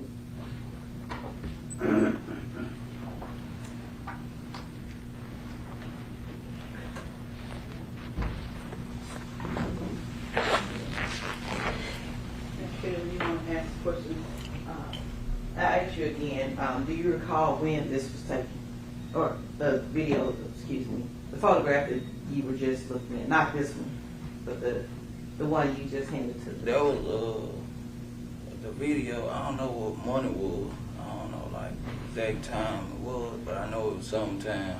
It was after the paper I was with. That's all I can say about it. And, No. Your Honor, who published the picture? Yes. Could you describe for the jury what we're looking at here? There's the video shoot of us at the house across the street from Quick House, across the street from Nene Govan house. Who is this individual? I don't know him. Who is this? It's Justin Jones. Who is this individual? I don't know who that is. Who is this? Man, And who is this individual? it's me right there. Why did you have a mask on?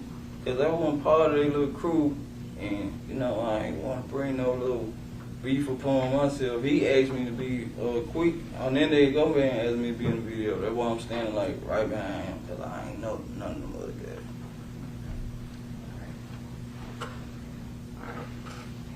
So we're gonna, I know I'm doing some time warping. But this was summertime, we're gonna go back to November, at this point, November 17th. Right?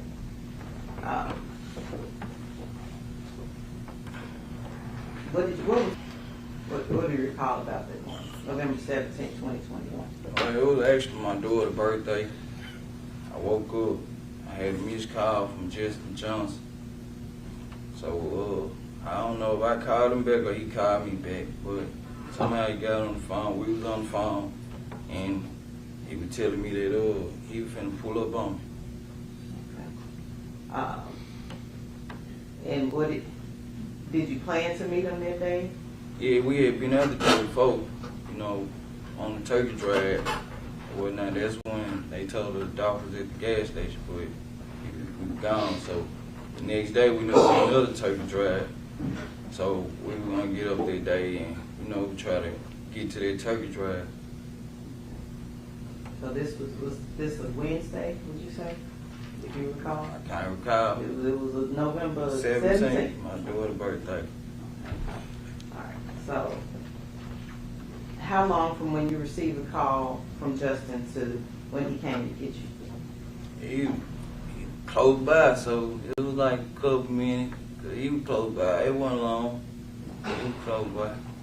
And I don't know if I asked you before, but how far from Mr. Govan's house to your house? How was that far? Nah, it wasn't far. A couple minutes. It wasn't far.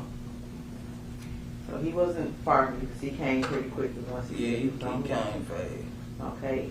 And when he arrived, what type of vehicle was he? He was in a white Mercedes Benz.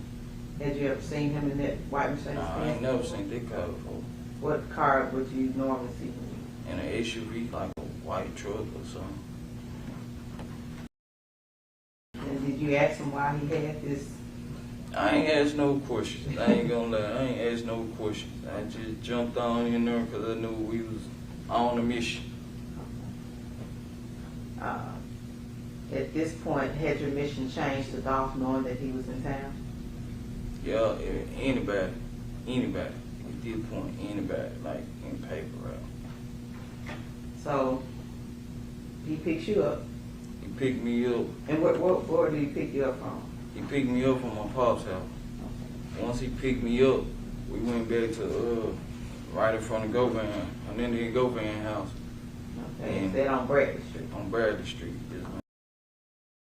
And when you went back to Govan's house on Bradley Street, what did you do then? He jumped out the car and jumped and grabbed somebody in his Suburban Could I truck. ask, we identify who the he's are? It's getting very confusing with the hearsay. I think Ms.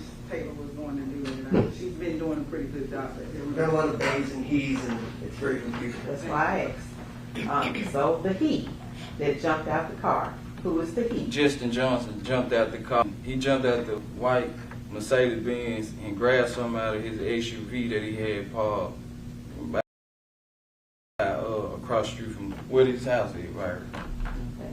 And I didn't ask you, where is this house? Across the street from a nigga Govan house, where we'll park at or hang out at.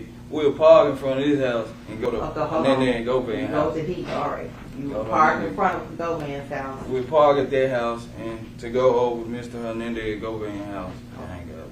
All right. All right, so Justin got out of the car, opened the door or something to the SUV, got something out. Right. Did he get back in? Yes, ma'am. He got back in and we took off. Okay, do you know what he got out of the car? No, man, I can't remember. All right. You previously mentioned that you all were kind of on a hunt. Right, When you go hunting, you have guns. right. Did you have a gun? Justin Johnson already had the guns in the car. Prior to me getting in, they was already in the car. Did you all have masks? Yes, ma'am. I had my own mask, my own gloves, and Justin Johnson had his own mask and gloves. At some point, did you put these masks and gloves on? Yes, ma'am. Once Justin grabbed something out of the white SUV, we proceeded on heading towards Westwood area. And as we got to Lamont Airways at the light, young Dolph come driving by. They come driving across the light. And we spotted the car. We were like, there they go. And we proceeded to trail them. Trail. Young Dolph. And what did you do then? Oh, let me ask you, did you make any phone calls?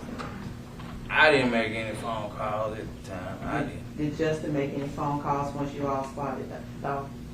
No, ma'am. I don't recall. Okay. All right. Spot dog, what did you all do then? We proceeded to follow them. We followed them. They pulled inside the cookie store. We made the block. And when we made the loop, I jumped out.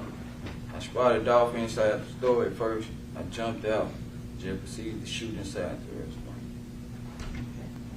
I'd like to show you what has previously been marked.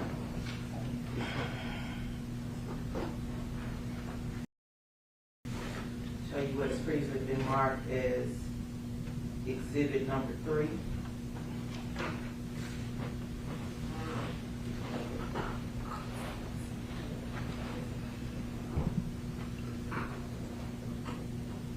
Technical delay, but it's fine.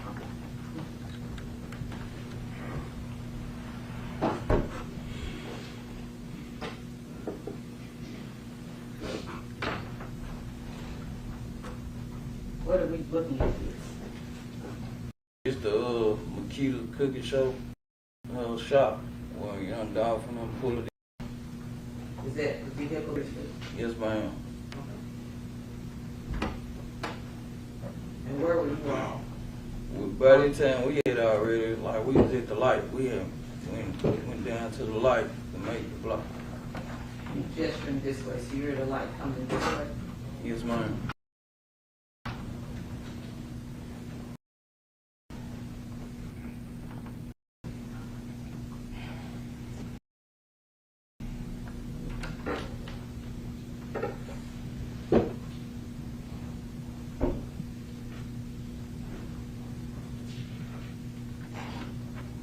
Now, could you see when he got out, when Dolph got out of the car? No, ma'am.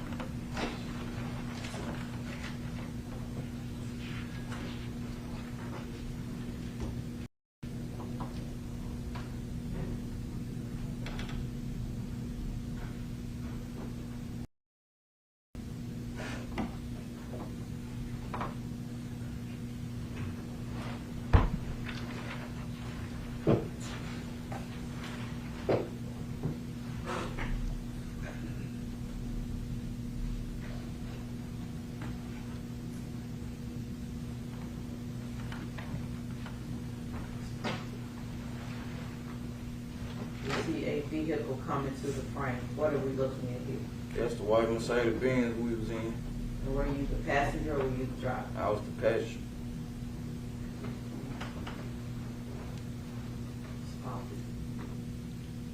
This individual. That's me. This individual.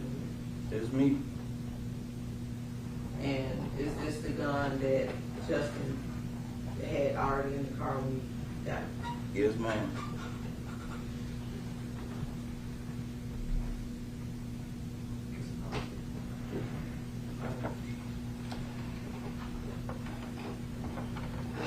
Sorry, technical.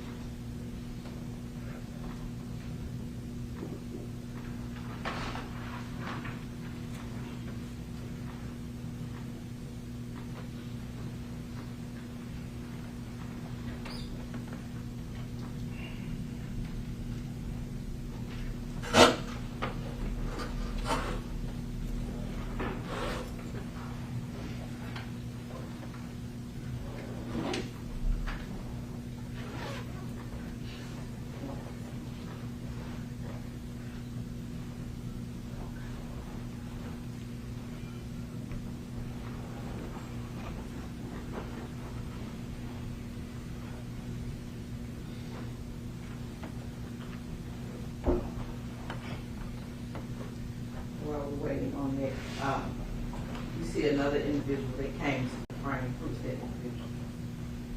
They came into the frame. That was on the video. We saw you get out. Big gun. Who else was get out of the car? Oh, they were just jump.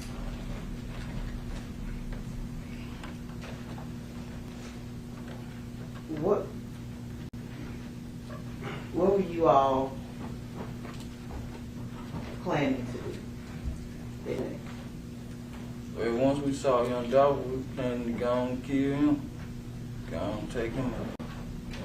Well, how far from when you saw Dolph on, was it Airways? Yes, ma'am. How far from when you saw, how long did it take from once you saw Dolph on Airways to once you actually got out the car and started shooting? Couple minutes. It wasn't even a good 10 minutes. It wasn't 5. It probably about 5 at the most. Red lights. Okay. We'll go back to the videos once technical gets it. Maybe.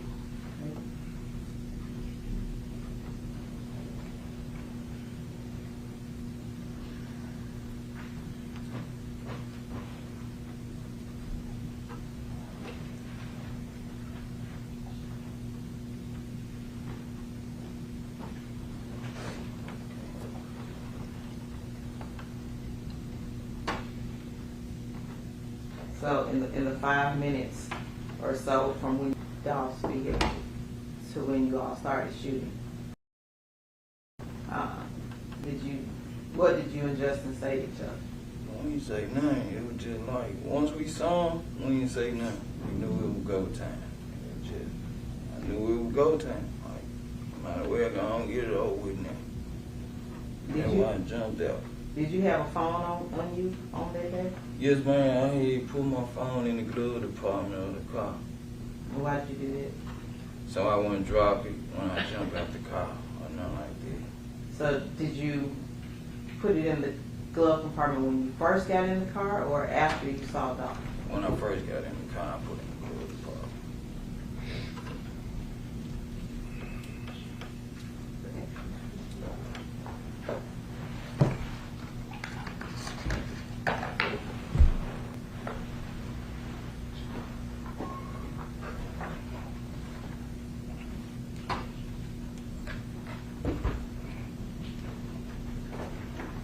Let me ask you, the location that you all were at, that you shot at Dolph, was that location here in Shelby County?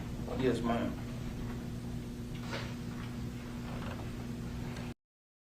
You get down with this video.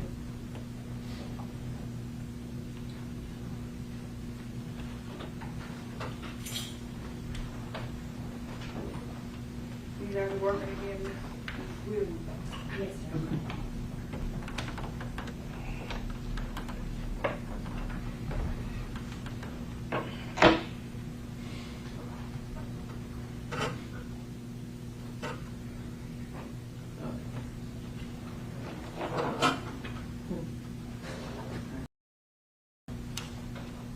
This individual, It's me. okay. Like,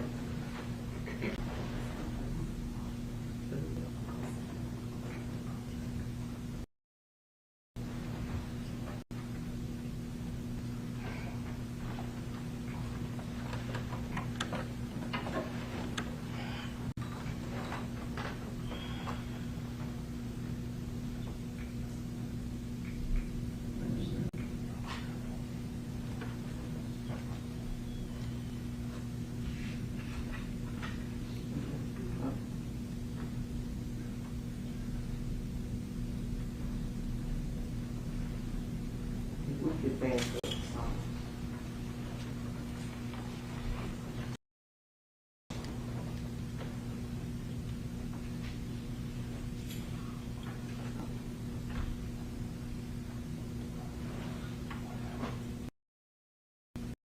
That you pulling off in the white Jeep. Yes, ma'am. We see someone in the frame in the shot coming out and shooting as well. Yes, ma'am. He had shot back at us, and I actually got hit twice.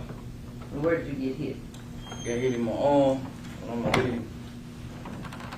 Did Justin sustain any injuries? He got scraped on his back. All right. After you leave there, well, we have another video I'd like to show you, previously been marked as part of Exhibit 3. The videos are working with us today.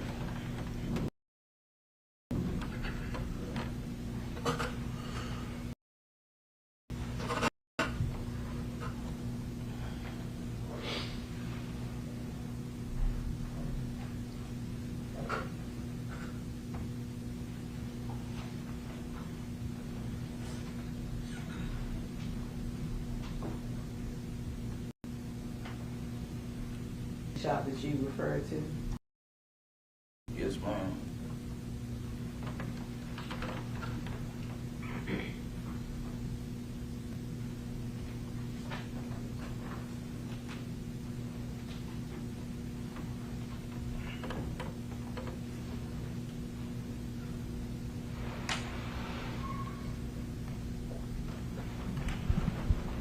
And could you see cookie store from once you got out of the car? Oh, once we pulled in, that's when I saw young Dolph like close to the glass, like he gonna bag up. That's when I saw where he was at, like location in the store, where his location was inside the store. Was this the person to which you're referring? Yes, ma'am.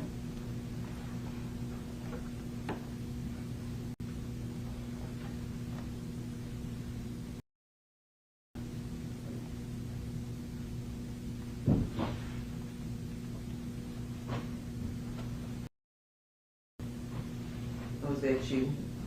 Yes, man, that was me that ran it up, shooting inside the store.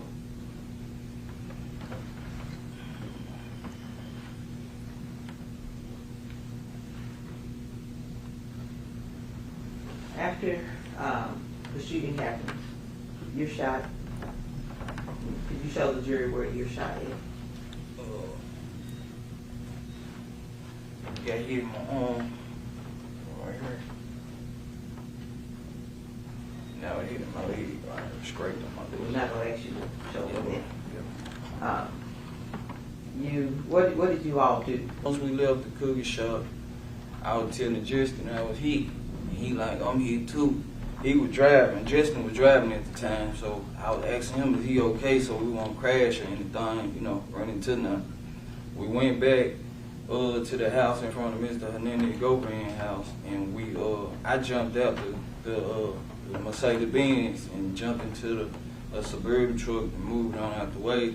Mr. Justin parked. Let me stop for a minute. All were planning to get hits on any of the PRA guys. And then even once you saw Dolph, did you have a plan as to what you were going to do afterwards? Not necessarily. We was going back because we didn't know we were gonna get shot. Ain't nobody know we were gonna get shot. You didn't plan on getting shot. No man. That wasn't part of the plan.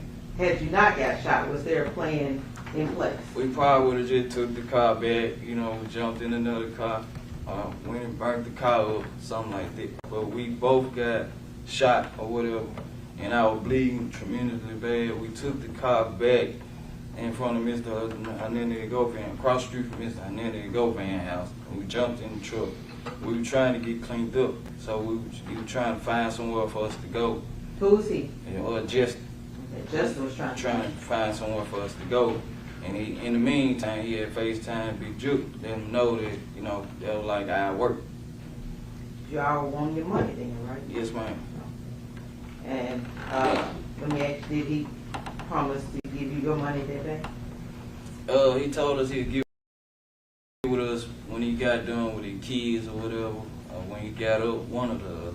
It was one or the other. But you didn't have Juke's number? No, ma'am. So he couldn't get with you directly? No, ma'am. He couldn't get with me directly. So how would he have been able to get with you? I would have had to go through Mr. Hernandez Govan or Justin. All right, so no plan as to what y'all were going to do after whoever y'all hit that day. You happened to hit Dolph. Yes, ma'am. Hit Dolph.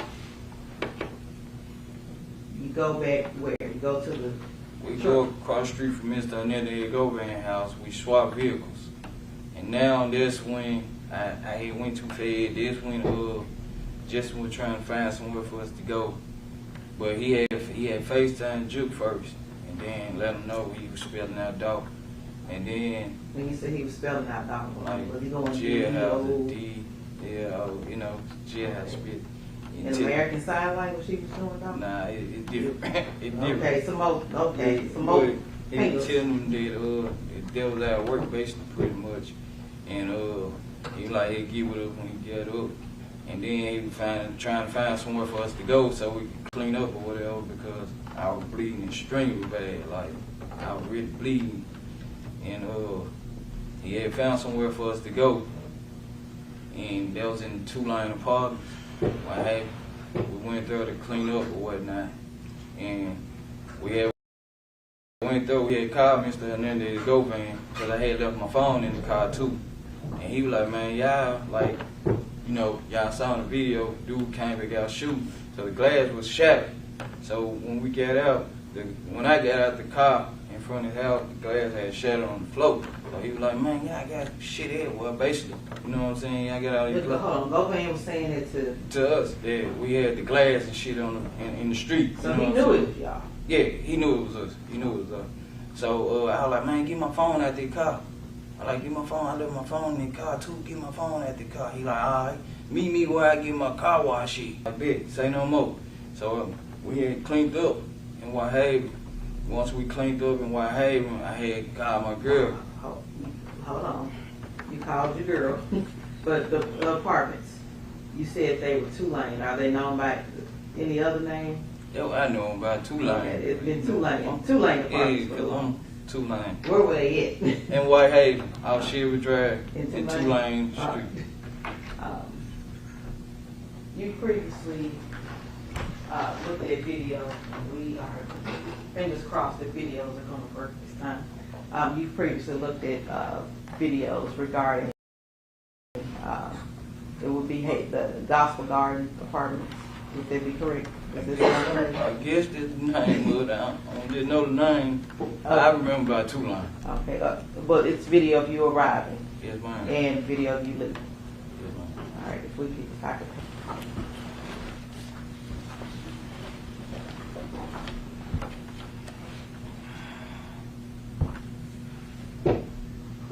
What do you call it? Oh, it's the clip that you had showed me. That's the video of us leaving the park. And how do you know that that's the clip? Because I had initially after I watched it. All right. Your Honor, if we could have that and it's evidence as the next number.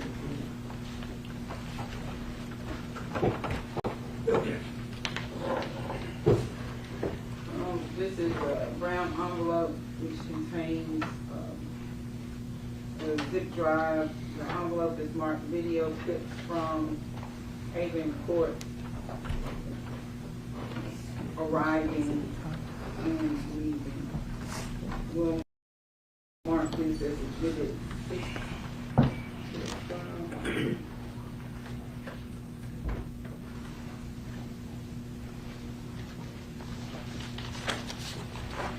And I'm going to ask for permission to publish with fingers crossed that it actually publishes.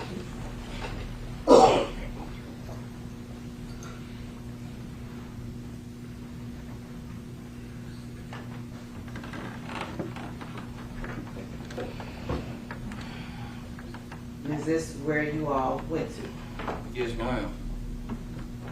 When I say you all, I mean you and just Yes, ma'am.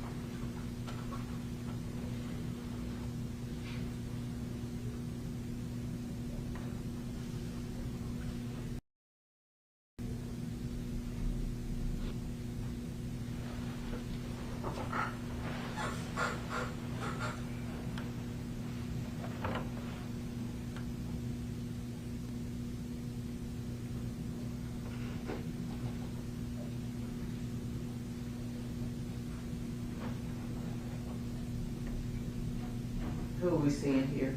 It was me and Justin getting out the truck. It was me on the driver's side, my shirt up because I've been shot in. man. Hold it.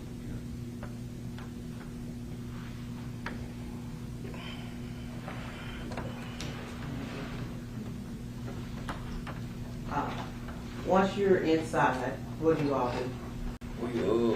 He had called somebody. Who's he? Justin had called somebody to bring a wound kit or A whatever. wound? A wound kit from Walgreens, so I could clean up. We both could clean up or whatnot. My girl to come get me.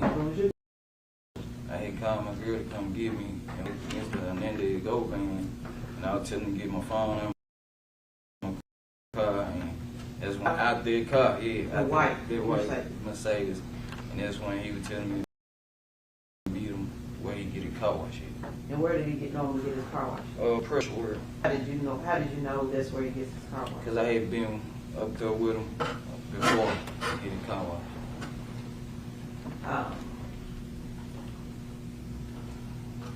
And at some point, you leave that apartment. Yes, ma'am. How did you leave? My girl kind of picked me up. And your girl? Does the Miss girl have a name? Miss Angela kind of picked me up. Okay. You previously been showed this video, is that correct? Yes, ma'am.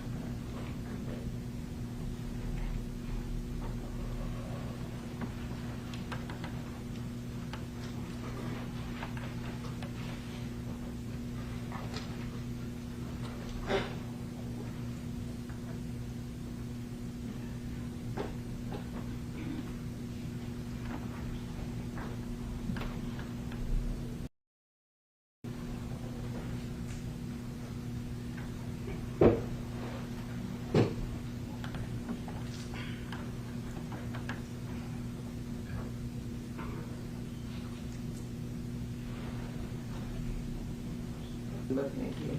Other than me and Justin walking out, he getting in the white SUV, and I'm walking to Miss Angela's truck. Getting Can you call your girl, Miss Ann? nah. What did you call her? Oh, baby. Okay. Got in your baby truck.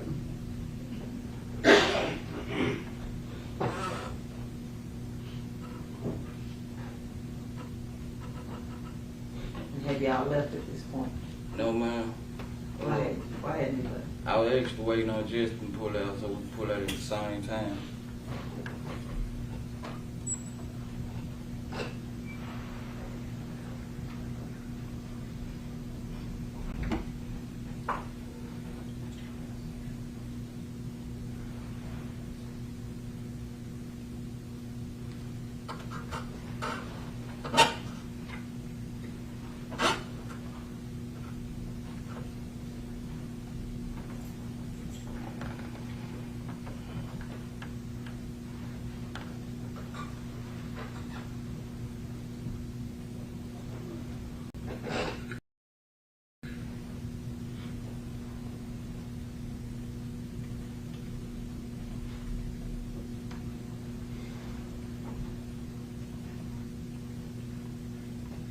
Is that There's Justin walking up to the truck with me and Angela was in.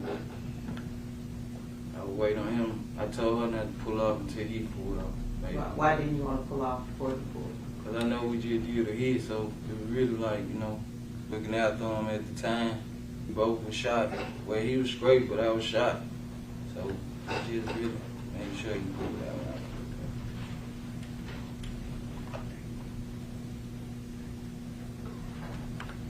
Justin, I know you used his phone for, when you were calling, over the course of the summer, did you have Justin's number? Well, along the way, that's when, and then they go fam was like, y'all just swap out numbers, you know what I'm saying? So, yeah, he gave me, and then they go fam gave me just the number. And what do you have the number that Govan gave you? Saved it. For Justin? For Justin, yes. Lil' bro. Lil' bro. So bro and Lil' bro. Yes, mom.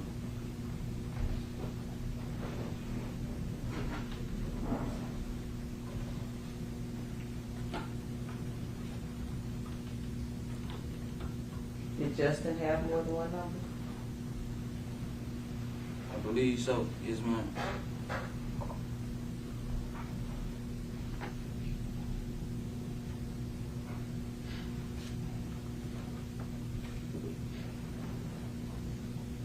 Is it Justin coming back after? Yes, ma'am.